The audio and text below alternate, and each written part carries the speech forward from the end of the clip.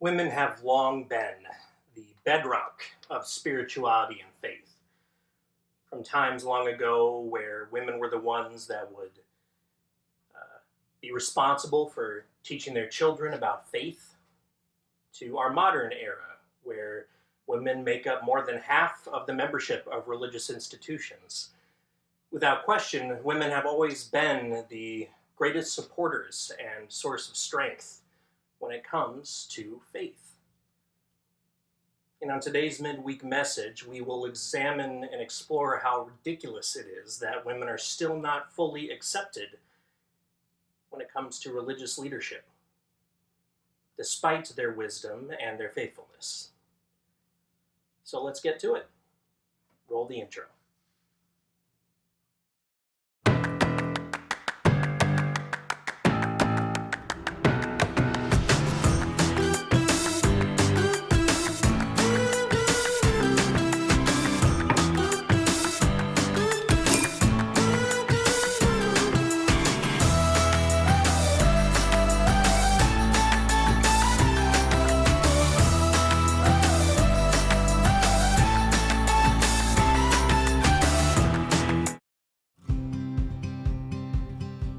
So women have been a very prominent part of faith since the very first societies formed, when humans first walked the earth and gazed at the stars, wondering if we were part of something bigger than ourselves.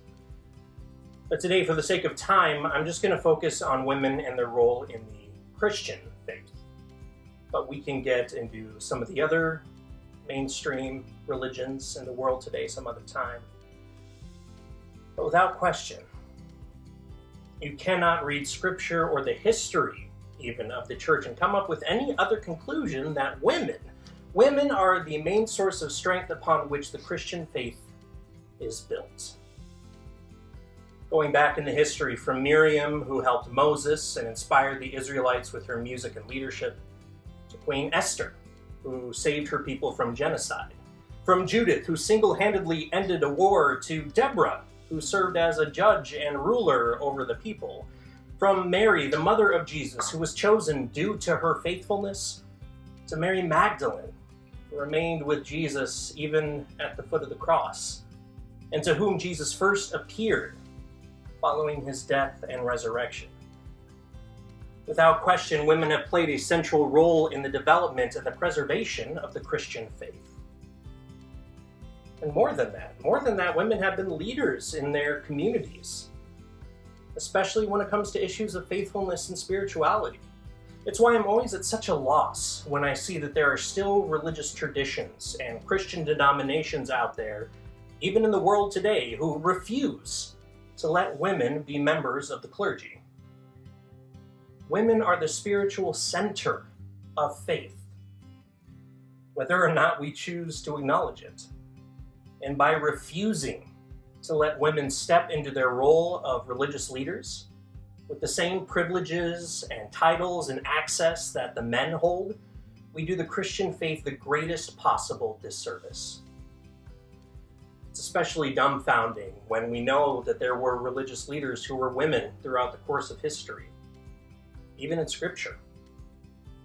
I mean, just putting aside the women I already named, there's Eunia in Romans 16, who was a female apostle who worked alongside Paul. It wasn't until later that the church decided that Junia was actually a man, Junius, and that was in the 13th century. There's even historical evidence, like this artwork from a sarcophagus that was taken from the Hagia Sophia. It's dated around 430 CE, and it depicts a woman acting as a priest and potentially even a bishop. I guess the point is that to deny the women the same access to the church leadership in this day and age, it's not a matter of adherence to some scripture or a twisted veneration of tradition. It's just sexist. Plain and simple. It comes down to a matter of control, as men in power have always tried to maintain control by limiting the access that women have had. So until the church decides to accept women in leadership positions, in equal titles and positions alongside the men. Until that happens, the church will continue to decline as it fades away into irrelevancy. And quite honestly, if the church can't make that change, then it deserves to disappear. So, as always, if the church refuses to change, I guess it's up to us to just have to change it ourselves. Until next time.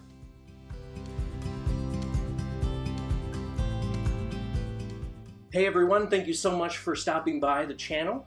If you'd like, we'd encourage you to subscribe, turn on the notifications so you know when the next video comes out. Check our video of the week to take a look at something that you can reflect upon. Check out our Facebook page, check out the other links below as a way of staying engaged in the community. Until next time, take care of yourselves.